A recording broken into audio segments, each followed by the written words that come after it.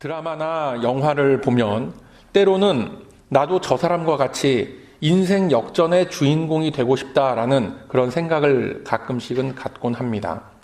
마치 신데렐라의 벼락 출세와 같은 인생 대박 사건이 나에게도 좀 일어났으면 하는 바람은 정도의 차이가 있을 뿐 누구에게나 다 있습니다.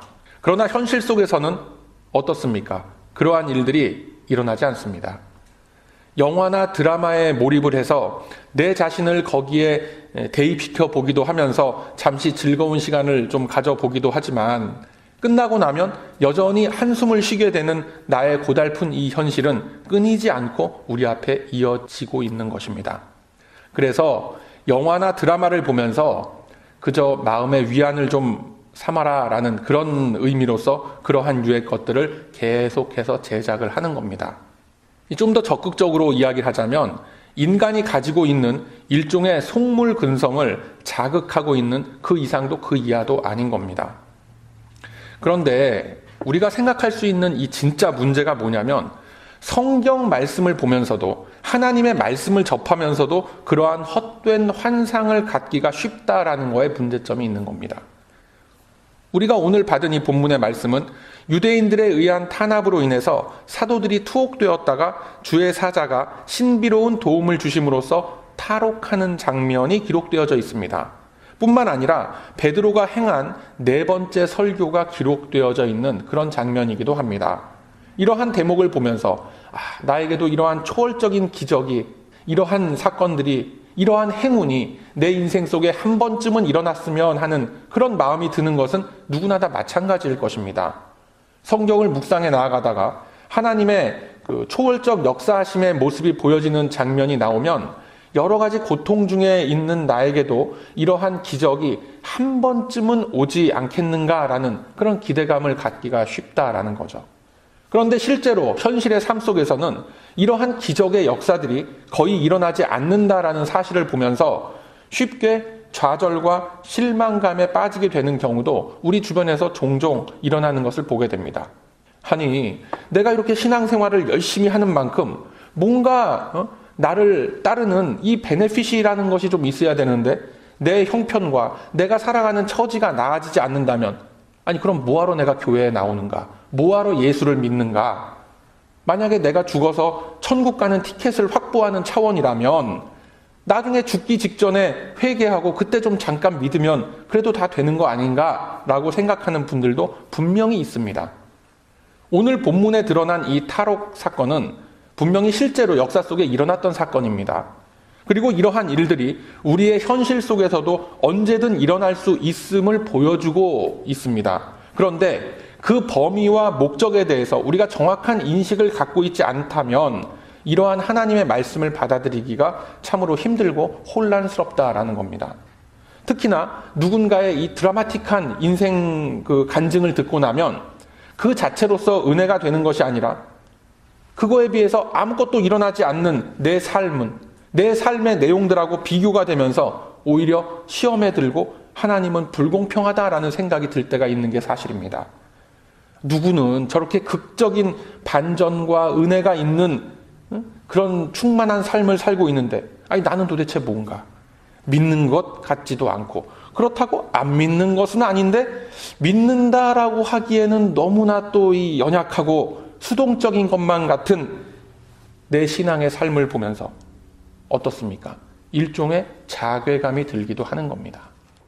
왜 나에게는 저 사람에게 일어난 것과 같은 그런 극적인 그런 사건들, 그런 기적이 일어나지 않을까?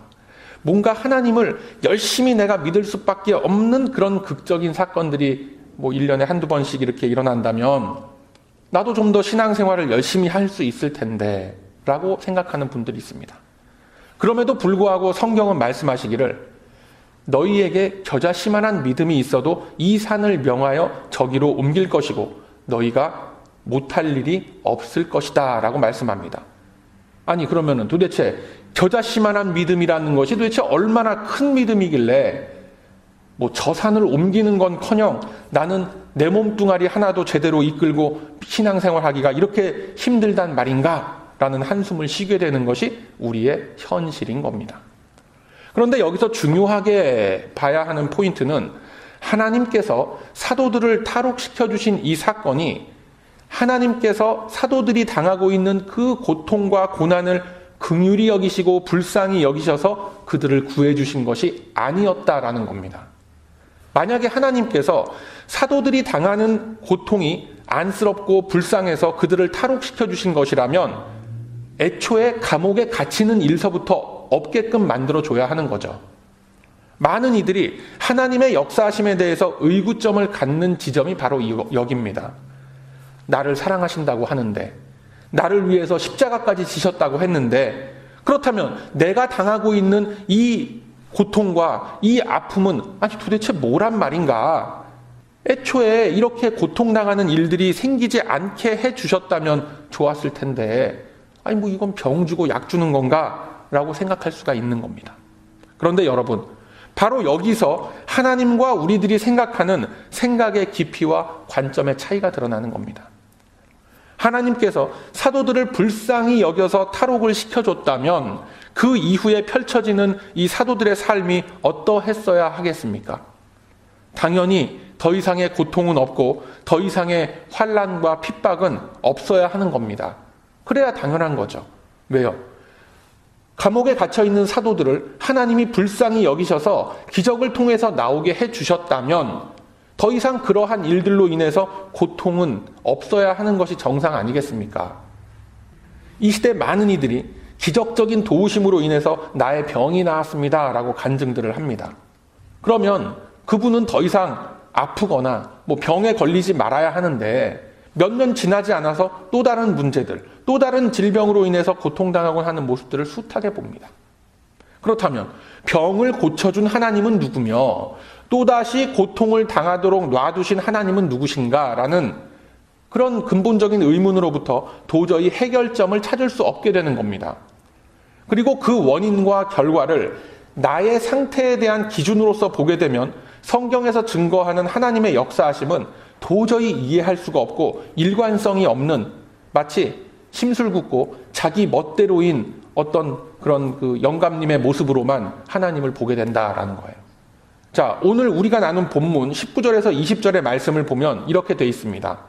주의 사자가 밤에 옥문을 열고 끌어내어 가로되 가서 성전에 서서 이 생명의 말씀을 다 백성에게 말하라 하매 라고 하셨습니다.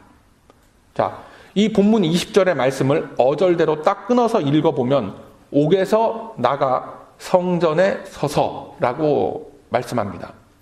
하나님께서는 야, 너희들이 감옥에 있었으니까 고생 많았지. 이제 집에 가서 좀 쉬면서 기운을 회복하고 마음도 추스리고 다시 사역의 현장으로 복귀하거라 라고 하셨던 것이 아닙니다. 여러분, 이 대목에서 왜 하나님이 사도들에게 기적을 일으켜 주셔서 감옥에서부터 나오게 하셨는지의 이유가 밝혀지게 되는 거예요. 감옥에서 나가자마자 어디로 향하게 했습니까? 바로 사도들이 항상 있어 왔던 곳, 있어야 할 곳, 앞으로도 있을 곳, 그리고 성도들이 모여서 하나님의 말씀을 듣는 곳, 그곳에 서게 하기 위해서 감옥으로부터 나오게 하셨던 것입니다. 이어지는 그 다음 어절은 이 생명의 말씀을 다 백성에게 말하라 라고 하셨습니다. 하나님의 말씀을 다 백성에게 말하라 라는 것은 빠뜨리지 말고 하나님의 말씀 안에 사도들의 사고와 생각과 의견을 심지 말고 있는 그대로 선포하라 라는 말씀인 줄로 믿습니다. 그리고 이 일은 하나님께서 사도들을 세우신 근본적인 목적이 되기도 합니다. 하나님의 사자가 전한 이 말씀으로써 사도들은 굳게 닫힌 옥문을 통과해서 성전으로 되돌아오는 기적의 사건을 경험했습니다. 그렇다면 이제 성전으로 돌아온 사도들의 삶은 부르심의 목적을 이루기 위해서 항상 성전에서 사람들에게 말씀을 전하고 그로 인해서 존경을 받고 또 추앙받는 그런 삶을 평탄하게 살아가야 할 텐데 실제로 사도들이 겪었던 그 삶은 사도들의 인생은 이 사건 이후로 더 고달파지고 더 고통스러운 일들을 겪게 됩니다. 그리고 실제로 그들의 말로가 어땠습니까? 100% 순교의 길을 걸었던 겁니다. 어떤 분은 십자가에 달려서 불에 타 죽었고 온몸의 가죽이 벗겨지는 고문으로 죽었고 능지처참형을 당한 분도 있습니다. 차마 말로 옮기기 힘든 비참한 죽음으로써 그들의 생을 마감했습니다. 그렇다면 애초에 탈옥이나 시키지 말고 적당히 감옥 안에 그냥 몇 년 그렇게 있다가 풀려나는 것이 차라리 그들의 인생에 더 도움되는 것이 아니겠습니까? 라는 생각할 수 있죠. 여러분, 하나님께서는 당신의 일을 하시는 데 있어서, 말씀을 전하는 데 있어서 결코 어떠한 것으로도 방해받지 않으신다라는 사실을 이 사도들의 탈옥 사건을 통해서 우리들에게 보여주고 계신 것입니다. 즉, 우리들은 인생을 살아가면서 숱한 일들을 겪으면서 살아가게끔 되어 있습니다. 병도 찾아오고 예기치 못했던, 내가 원하지 않았던 여러 가지 우환이나 고통들이 나를 찾아오기도 하는 겁니다. 예수를 믿으나 안 믿으나 고통당하면서 사는 것은 다 똑같습니다. 병이 찾아오는 것도 다 똑같습니다. 슬픈 일이 찾아오거나 힘든 일로 인하여 좌절하고 낙심하는 것도 다 똑같습니다. 아니, 그러면은 예수 믿는 베네핏이 도대체 뭡니까? 라고 묻는다면 여러분 어떻게 대답하시겠습니까? 예수 믿으면 복을 받으십니다. 돈벼락 많은 은사가 있을 줄로 믿습니다. 여러분 그러실 거예요, 어디 가서? 그거는 기독교가 아니라 무당인 거예요, 무당. 기독교라고 부르면 절대 안 되는 거예요, 그런 거는. 바로 고달픈 우리네 인생 속에서 하나님의 도구로서 쓰임받는 일들이 나타나는가 아니면 나타나지 않는가라는 것에 있는 겁니다. 그것이 우리가 예수 믿는 베네핏이라는 거예요. 그것으로서 우리들은 주님의 도우심을 알 수가 있는 겁니다.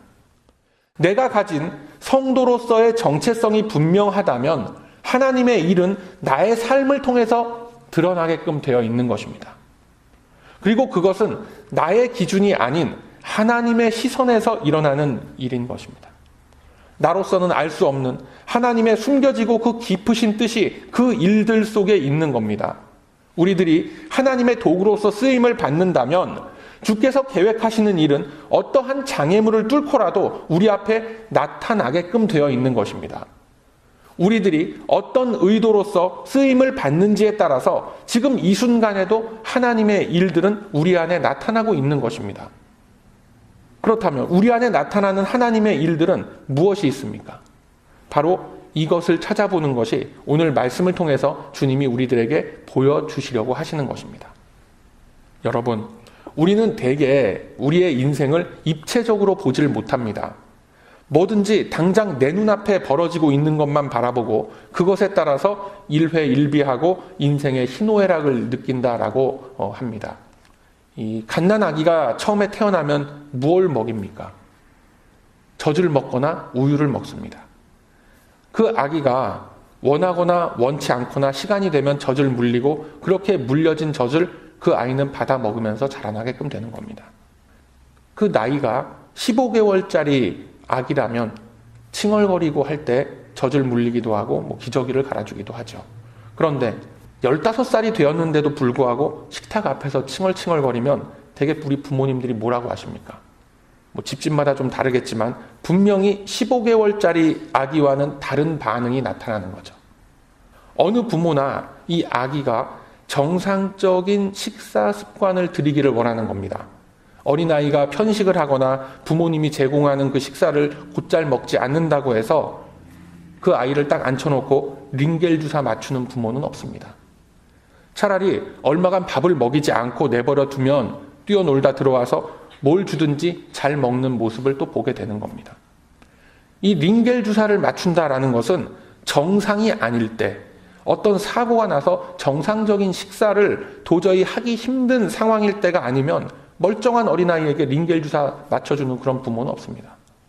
그런데 그 아기가 어디서 보고 왔는지 모르겠지만 밥은 안 먹고 나 그냥 영양주사 한 방 맞고 나가서 놀겠다라고 합니다. 어떻게 됩니까?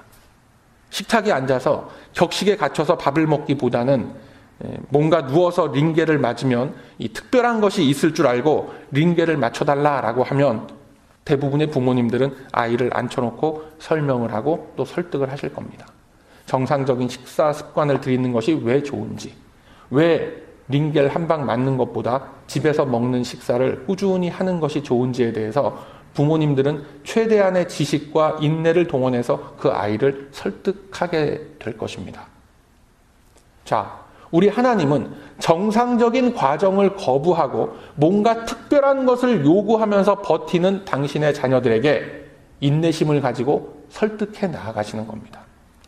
바로 우리에게 주어진 인생이라고 불리는 이 시간의 공간 속에서 계속해서 내가 깨달아 갈 수 있도록, 내가 주님께 설득이 되도록, 내가 주님의 말씀 앞에 순종하며 무릎을 꿇고 따르도록 인도해 가시는 겁니다.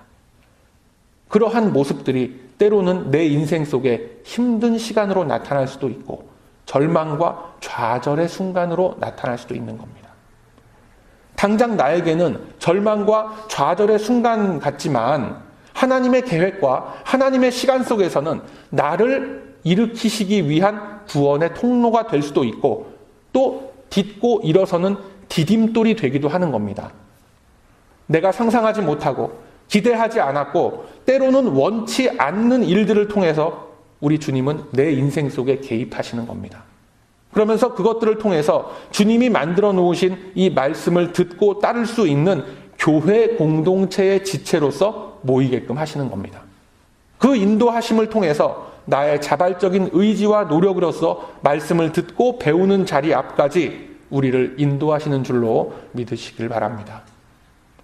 그러한 하나님의 열심과 노력은 그리스도의 몸으로 모인 당신의 백성들에게 말씀으로써 응답을 주시는 겁니다. 하나님께서 응답을 주시는 방법은 어떤 기발한 방법이나 비법을 알려주시는 것이 아니다라는 것을 우리는 성경을 통해서 확인할 수가 있는 것입니다.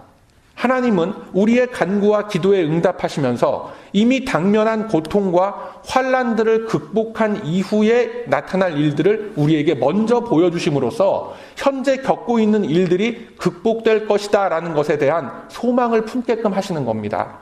이것이 바로 주님이 우리에게 응답을 해주시는 핵심 내용이고 이 소망을 품을 수 있음이 바로 하나님의 것이 우리 안에 나타나는 증거가 되는 겁니다. 다시 말해서 미래에 일어날 일들을 우리에게 선언하심으로써 우리 앞에 놓여있는 이 산적한 문제들이 주님의 은혜 안에서 모두 해결받을 수 있다는 것을 말씀하고 계신 겁니다. 자, 이사야 54장 1절의 말씀 보면 이렇게 말씀합니다. 이사야 54장 1절의 말씀입니다. 잉태치 못하며 생산치 못한 너는 노래할지어다. 구로치 못한 너는 외쳐 노래할지어다. 홀로 된 여인의 자식이 남편 있는 자의 자식보다 많음이니라. 여호와의 말이니라. 아멘. 여러분, 이 말씀은 지금으로부터 2700년 전 유대 사회에 선포된 말씀입니다. 홀로 된 여인이라고 하면은 아무런 소망과 아무런 희망을 갖지 못하는 처지에 있는 그러한 존재들을, 그러한 여인들을 뜻하는 겁니다. 당시 사회에서 남편이나 자녀가 없이 홀로 된 여인은 어떤 생산력을 지닐 만한 여지가 없고 사회의 안전망 속에 속하기가 힘든 존재다라는 것을 뜻하고 있는 겁니다. 당장 그 여인을 구원할 수 있는 길은 든든한 남편이 곁을 지켜주거나 자녀를 낳아서 후사를 남기는 겁니다.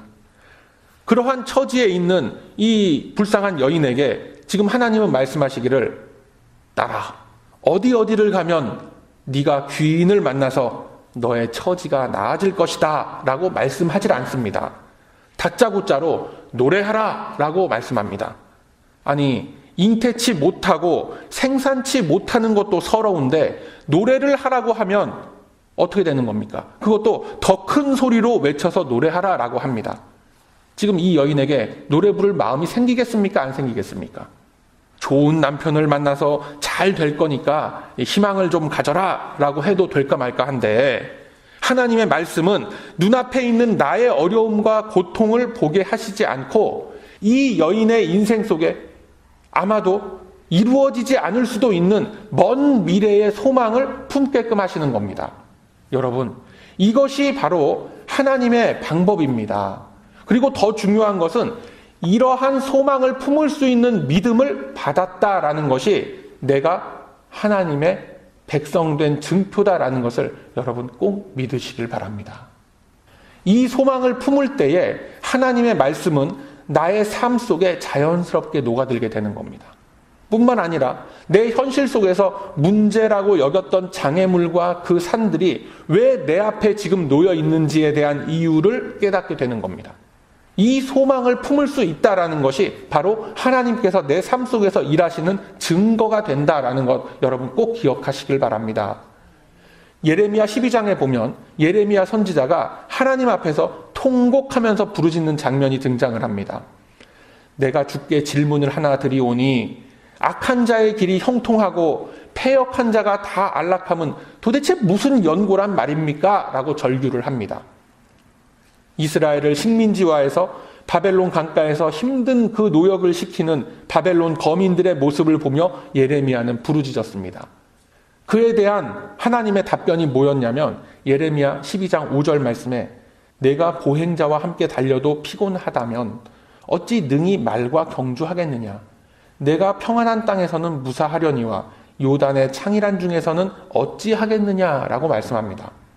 이 말씀을 아주 쉽게 표현을 하면 얘야, 네가 지금 슬슬 걸어가면서도 힘들다라고 하고 피곤하다라고 하면 속도가 그렇게 빠른 그 달리는 말과는 어떻게 네가 함께 뛰어갈 수 있겠느냐.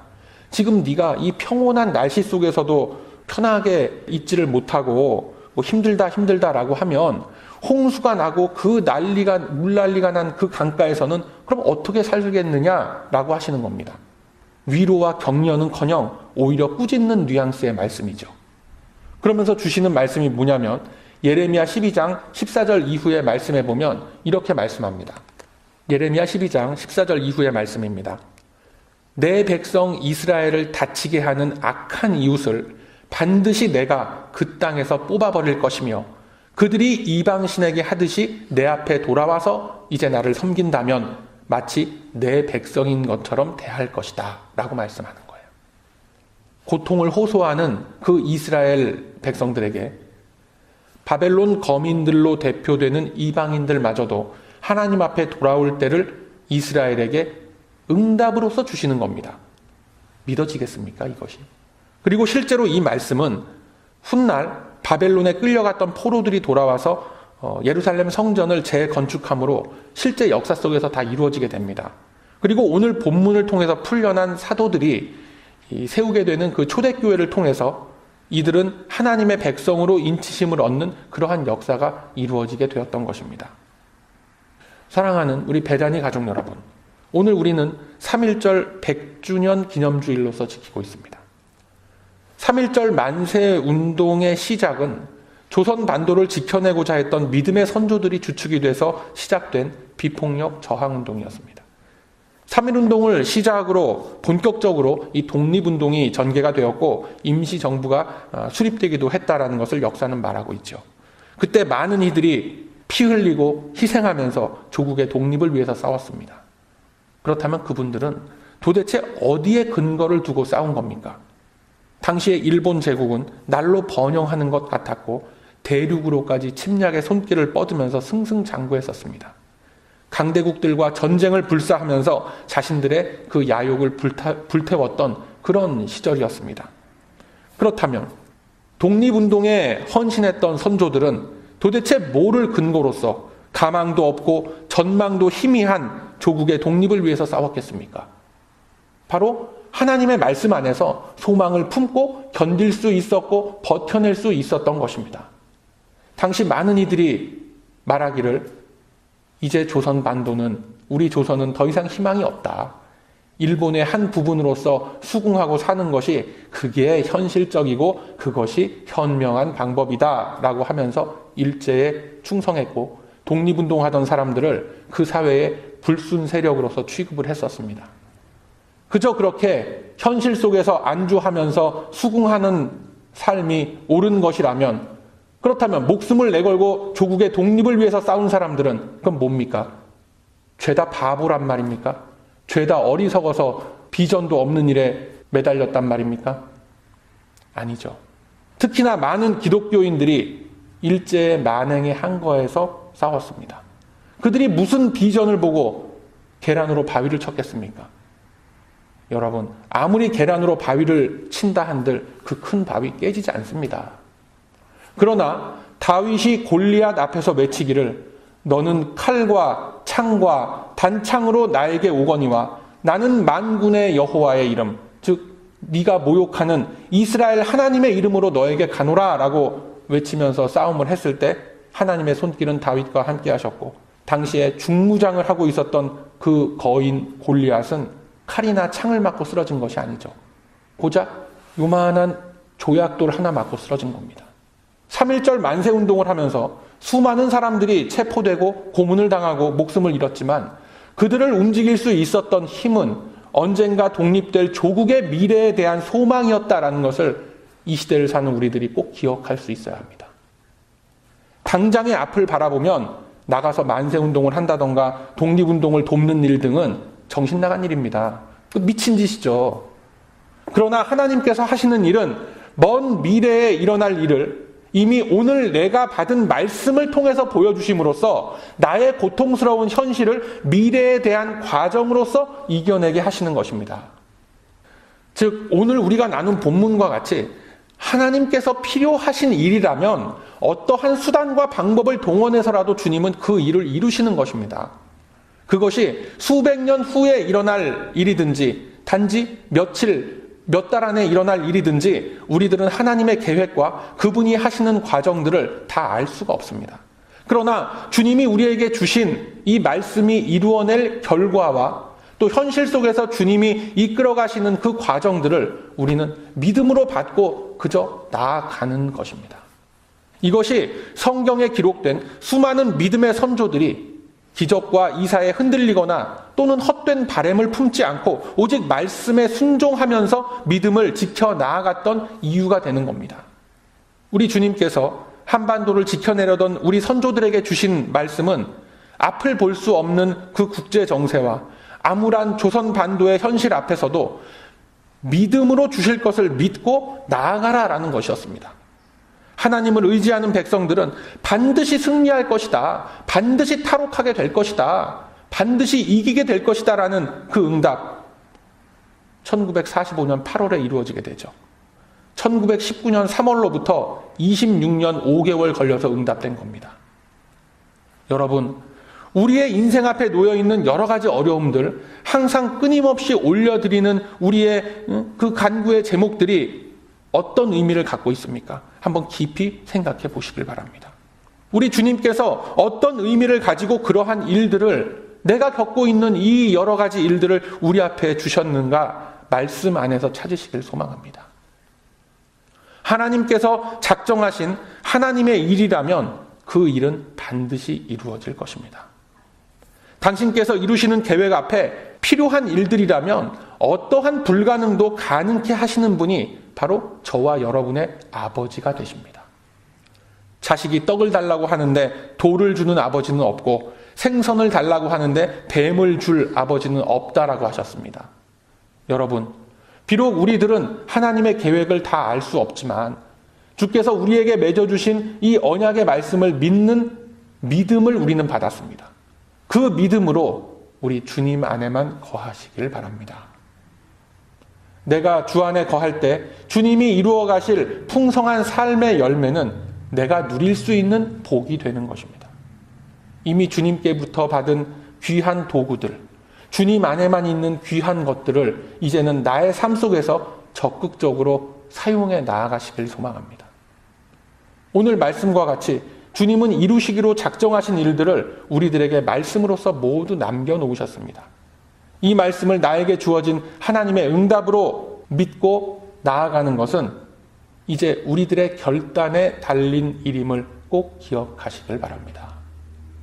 이미 그리스도 안에서 우리를 향한 큰 계획을 가지고 계신 우리 주님은 내가 믿음으로 말씀 앞에 서서 순종하며 나아갈 때 그 언약이 내 현실 속의 실체가 되도록 역사하실 것입니다. 이 믿음을 가지고 소망의 씨앗을 뿌리시길 바랍니다. 하나님의 때에 하나님의 방법으로 반드시 이루어질 것입니다. 이 확신을 가지고 나아가는 모든 하나님의 백성들 앞에 우리 주님께서 예비하신 능력의 역사는 반드시 성취될 것입니다. 그러므로 이제는 주께서 이루어 가실 주님의 계획 안에 내가 있음을 믿는 믿음으로 오직 주 안에서 순종함으로 예비된 복과 은혜를 마음껏 누리시는 저와 여러분의 아름다운 인생 여정이 다 되시길 이 아침에 주님의 이름으로 축원드립니다. 아멘.